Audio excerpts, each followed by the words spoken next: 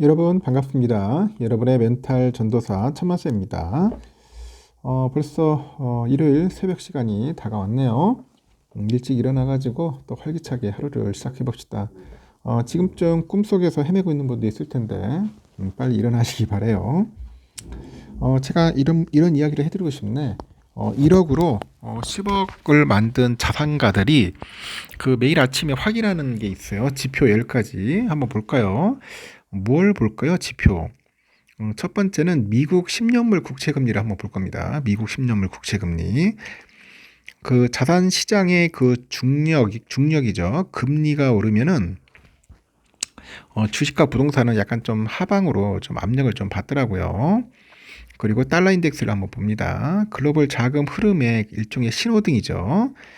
달러 강세면 신흥국 자금이 약간 좀 이탈하는 그런 경향이 좀 있어요. 그리고 원달러 환율을 봅니다. 외국인 수급의 1차 관문이죠. 환율 급등은 외국인들의 매도 신호다. 요즘 환율 많이 급등하니까 좀 부담스럽죠. 네 번째는 VIX, 빅스 지수를 봐요. 빅스 지수, 변동성을 보는데 월가의 공포지수, 일종의 수치가 높으면 시장의 불안감이 크더라. 다섯 번째는 그 공포 탐욕 지수를 봅니다. 시장의 감정 상태와 극단적 탐욕은 매도고 공포는 매수의 기회더라. 공포를 즐겨하는데 우리는 공포를 두려워합니다. 여섯 번째는 비트코인 시세를 한번 봅니다. 위험자산과 선호심리의 선행 지표를 보고 주식보다는 먼저 움직이는 경향이 좀 있어서 비트코인 시세를 좀 보고 일곱 번째는 미국 주가지수 선물을 보죠. 오늘 밤 미국 증시 예고편인데 장 시작 전에 한번 분위기를 미리 파악하는 거예요. 여덟 번째는 국제 유가를 봅니다. 인플레와 경기 전망의 두 얼굴입니다. 급등은 비용 부담, 급락은 경기 침체. 그렇게 보통 판단을 하죠.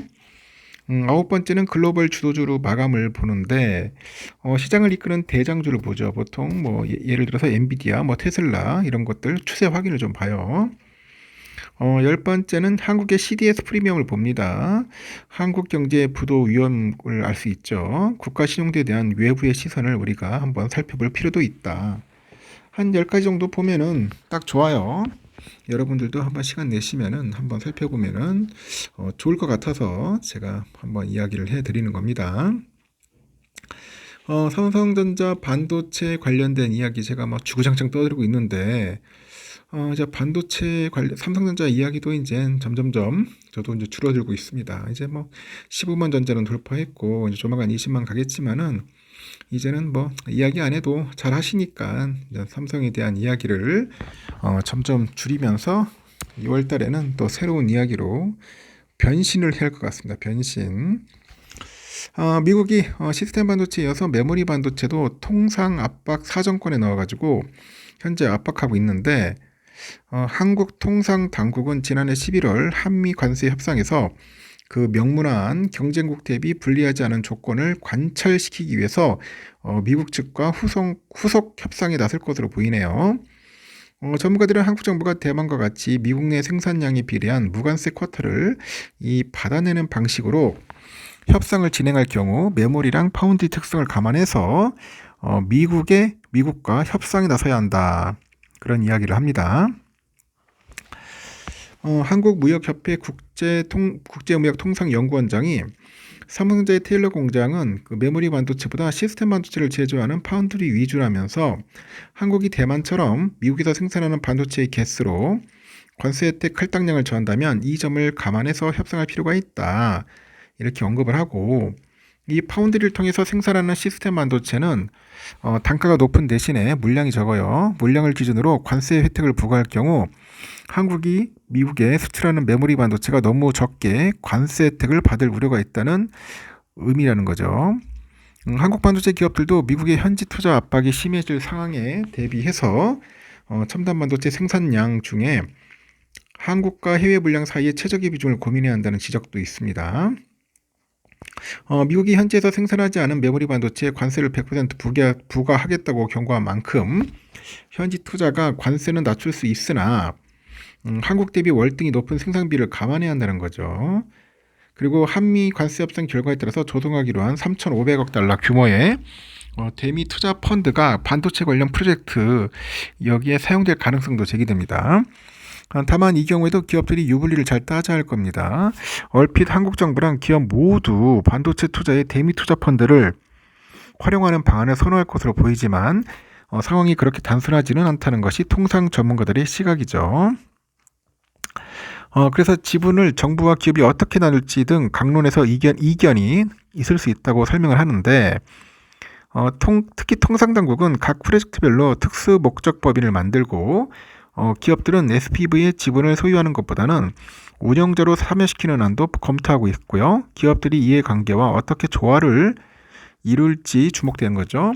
정부는 구체적인 프로젝트 투자 여부에 있어 정부적인 요인보다는 상업적 합리성에 기초한 원칙을 강조하고 있는 것으로 전해지네요. 향후 이제 미국과의 그런 반도체 협상에서는 세 가지 부분도 쟁점이 될 것으로 보입니다. 우선 미국이 지난 14일 포고문을 통해서 관세부가 예외 대상으로 언급한 조건이 한국 반도체도 해당되는지 여부. 당시 미국은 특정 첨단 반도체랑 파생 제품이 그 수입이 이제 미국 기술 공급망 구축과 반도체 파생 제품의 미국 내 역량 이 강화에 기여하지 않을 경우는 해당 제품에 대해서 즉시 25%의 종가세를 부과하는 것이 적절하다고 언급을 합니다. 미국 내 데이터 센터용, 유지 보수용, 연구 개발용, 소비자 전자기기용, 민간 산업용 등으로 수입되는 반도체는 예외로 하겠다는 그런 의미겠죠. 지금까지 국내 반도체 업계는 한국이 미국에 수출하는 반도체 상당 부분이 이 경우에 해당될 것으로 보는데 한국이 간접적으로 이제 수출하는 고부가가치 반도체들이 미국 시스템 반도체 기업들의 중간재로 사용되고 또 미국 내 데이터 센터 구동에도 필수적이기 때문이죠. 하지만 이 조치가 그 확장될 조짐을 보이다 보니 한국에 적용될 예외가 여전히 유효한지에 대한 부분이 국내 산업에 큰 영향을 미칠 거로 봅니다. 두 번째는 미국의 통상 규제가 반도체 우회 수출까지도 적용될지 여부입니다. 대만, 말레이시아 등 아시아세 상국을 활용해서 반도체 밸류체인을 인지하고 있는 미국이 한국의 수출에도 우회 수출을 적용할지 주목받고 세 번째는 이번에 포고문을 통해서 미국이 25%의 관세를 부과한 중국 수출 AI 반도체 칩을 미국이 어떤 방식으로 확인할지에 대한 겁니다. 미국은 엔비디아랑 AMD 등 미국 기업들의 시스템 반도체 중 미국으로 수입했다가 중국 등 제3국으로 수출되는 그 AI 반도체 칩에 대해서 관세를 매기로 했는데 이를 어떤 방식으로 부과할지에 대해서도 관심이 모아지는 거죠. 수입 당시 재수출 목적용인지 아닌지를 어떻게 구분할지에 따라서 관세가 과다 또는 과소하게 부과될 수 있다는 겁니다. 그래서 요즘 이런 이야기들이 좀 있는 것 같습니다. 참 힘드네요. 요즘 젠스랑 관련된 이야기들도 많이 있는데 그 엔비디아 관련된 이야기죠. 그래서 엔비디아 그 반도체, 엔비디아 뭐 HBM이니까 그 HBM에 관련된 이야기들이 좀 많이 나오고 있고 앞으로도 우리가 좀 살펴볼 필요성이 있는 것 같아요. 그래서 엔비디아 HBM 관련된 이야기는 나중에 한번 차후로 한번 여러분들에게 전달토록 하겠습니다. H200을 뭐 수출을 해야지만이 엔비디아도 주가가 좀 오를 텐데 현재 주가가 좀 계속 횡보 중에 있는 것 같더라고요. 요즘 빅테크들이 좀 빌빌거리고 있습니다. 이제 그런 부분에서 참고하시면 좋을 것 같습니다. 여기까지 하겠습니다, 여러분. 날씨가 매우 춥네요. 감기 조심하시고 또 다음 시간에 뵙도록 하겠습니다.